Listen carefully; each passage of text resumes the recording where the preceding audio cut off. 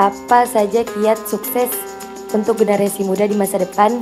Jadi mohon tipsnya pada Mas Gibran atas kiat sukses untuk generasi muda di masa depan. Pertanyaannya general sekali. Pokoknya belajar yang rajin. Besok ujian kan, belajar. Dah, sama nurut sama Pak Kiai, dah 2 itu cukup ya.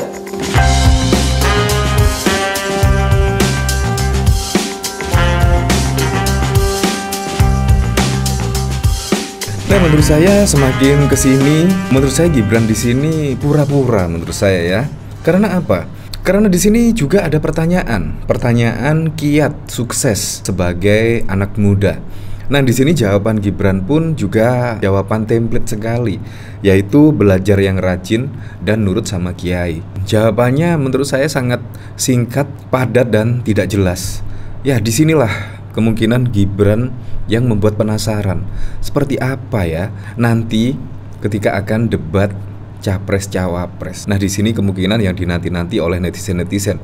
Karena menurut saya jawaban-jawaban di sini dari Gibran Rakabuming Raka kayaknya belum siap ya menjadi orang nomor 2 di Indonesia, menjadi cawapres dari Pak Prabowo Subianto. Seolah di sini ya Anda tahu sendirilah jawaban-jawaban dari Gibran kadang-kadang tidak nyambung dan juga terlalu singkat banget. Di sini bahkan ada pertanyaan dari seorang santriwati ya, ketika ditanya kiat sukses, tetapi jawaban Gibran malah ya seperti ini videonya. Assalamualaikum warahmatullahi wabarakatuh. Waalaikumsalam.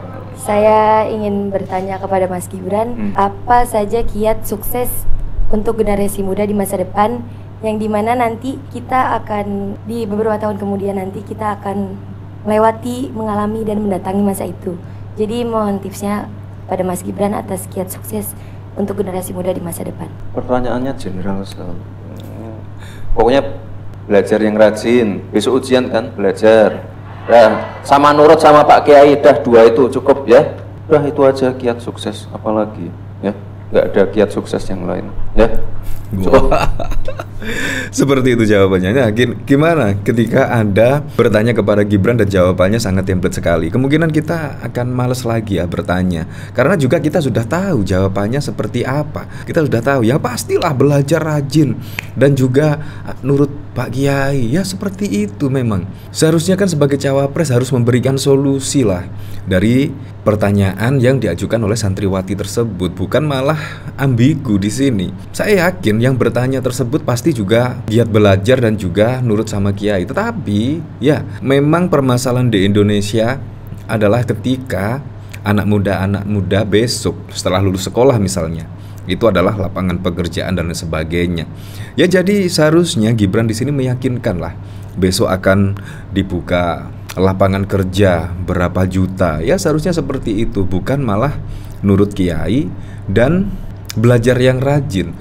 Itu menurut saya yang bertanya masih galau dengan jawaban dari Gibran di sini. Nah, di sini bahkan juga dikomentari oleh An Kim. Jawaban cerdas Gibran saat ditanya santriwati, apa saja kiat sukses untuk generasi muda di masa depan? Capres, kalian bisa kayak gini nggak? Awas aja kalau ada yang ngakak. Nah, dari sini saya juga penasaran ya, kira-kira komentarnya seperti apa ya? Deska, yang ngakak aku follow. Yang komen 400-an hampir 99% ngakak. Ya Allah, keriting-keriting aja jempolmu. Saya sarankan stop posting negatif kampanye terhadap pasangan lain, karena sudah terbukti yang nyerang bakalan nyungsep.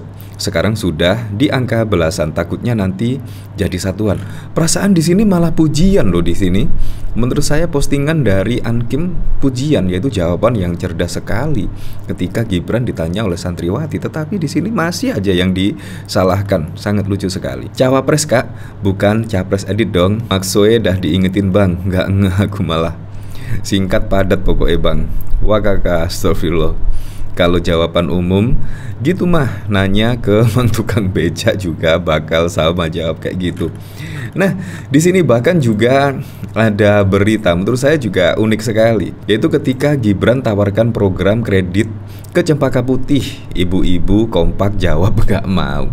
Ya memang lah kita membuat program-program, membuat kebijakan-kebijakan, ya seharusnya kan riset dulu lah.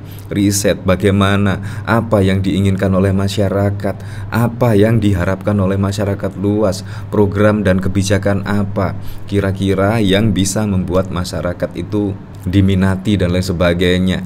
Ya memang harus riset dulu lah. Tetapi di sini tiba-tiba Gibran menawarkan kredit ke warga Cempaka Putih, dan di sini bahkan ibu-ibu juga kompak jawab tidak mau. Sungguh di sini sangat wow sekali ya. Nah, saya penasaran juga berita ini seperti apa ya isinya. Yaitu calon wakil presiden nomor urut 2 Gibran membeberkan program jika terpilih di Pilpres 2024 kala belusukan di kawasan Kelurahan Cempaka Putih pada 9 Desember. Namun ada kejadian menarik saat Gibran menjelaskan soal program kredit mekar dan kredit usaha rakyat. Warga yang mayoritas ibu-ibu justru menyatakan menolak dengan program itu.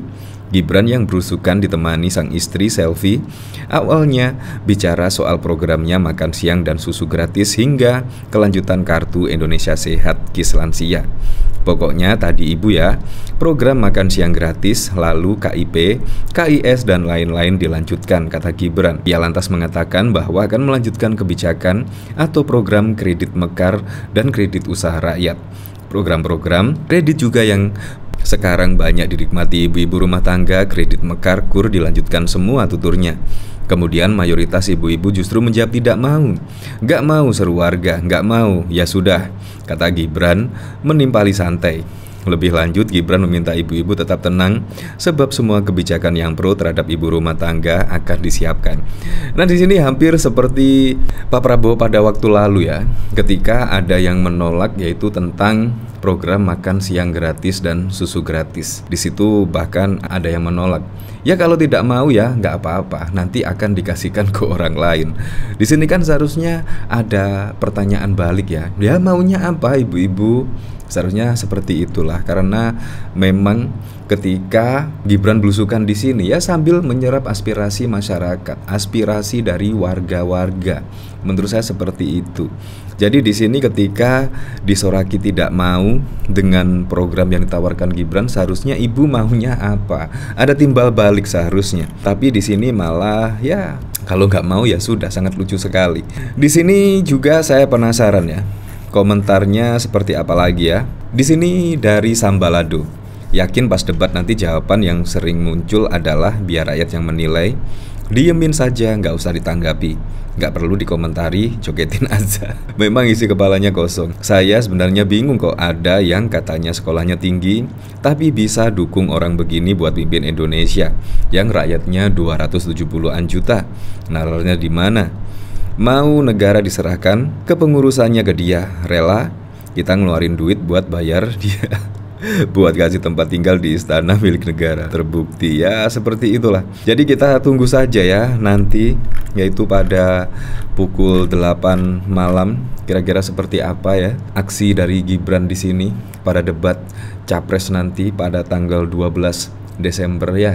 Terus terang semua masyarakat kemungkinan penasaran ya dengan aksi dari Gibran di sini ketika debat Capres yang akan dilaksanakan pada pukul 8 malam nanti.